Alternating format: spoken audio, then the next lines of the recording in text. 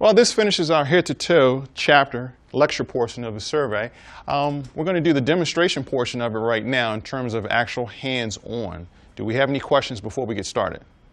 No questions before we get started? Well, in this portion, I'm going to need a volunteer. Any volunteers, takers for this portion of it?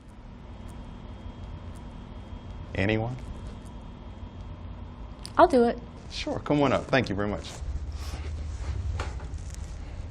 Now, you do realize that I'm going to be touching you from head to toe. Okay. I just want to make sure you're in agreement with that. Okay. Yeah. All right. So I'm going to move this right here, and I'm going to help you onto our table. Okay, is this a good place? Absolutely. All right. Okay, I'm going to be safe here. All right. Hang on. All right. All right. All right. So I'm going to use our gloves in terms of our personal protection with regards to assessment. This is covered in your chapters. And again, I'm going to be doing a head-to-toe survey with regards to checking for swelling, bumps, bruising, and any type of deformities. Okay, this is part of the assessment skill that will help us determine or gather any more information with regards to the injuries and extent of injuries of our patient. So with that being said, I'm going to talk my way through the process, which helps me remember, and if the person is sort of conscious or in and out, at least they know exactly what I'm going to do. Okay, so I'm going to start with her head and work my way down her body. So here we go. Okay, I'm going to touch your head right now, see if I find any bumps, bruises, or deformities, any bleeding or anything like that. Every now and again, pulling my hand back to see if I find any bleeding or any fluid on my hands.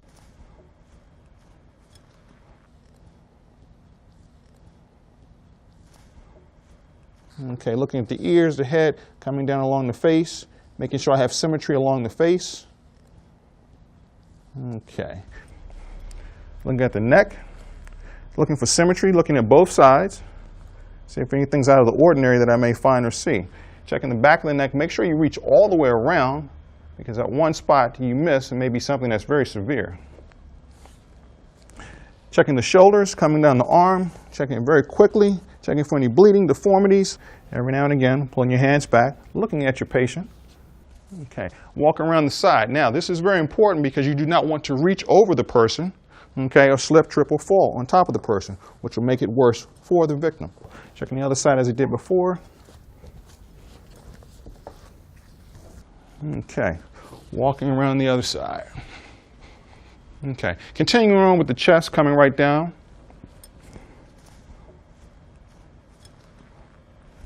Checking the ribs also. Moving from the ribs onto the abdomen. We check the sides, and you want to check both sides evenly, and you're just pressing in to see if you have what they call rebound tenderness, or you feel something that is completely solid in the area that should not be. Okay? Okay, so now the abdomen is done. Okay, we're going to move on down to the hips. You want to take the hips and push down, and you want to push in. Feeling for any crepitus or any movement of the bones or anything of that nature, and always visualizing and looking, as well as every now and again looking at the patient's face. Okay? Now this is when you have to get really personal also. You have to reach in just to make sure you're not missing any spots for any bloods, and feeling around.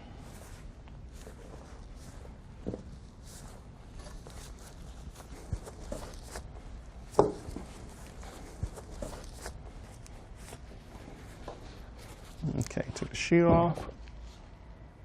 Check for warmth. Okay. Now walk to the other side again. Get close and personal. Look for any blood, deformities, abrasions, bruises.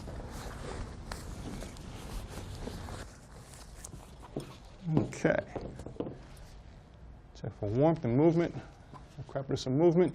Okay, so we've done a head-to-toe survey. The last thing we want to do is check the back. This generally requires two people in order to assist in terms of moving the patient, because you may assume that the person has a neck and back injury.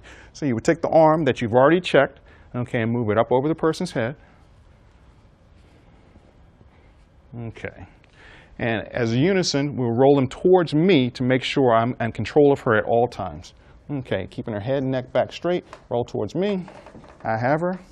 Okay, checking the back of the head again, confirming your findings initially, see if anything has changed along the way. No bleeding, bumps, bruises, or crepitus found. Roll back off.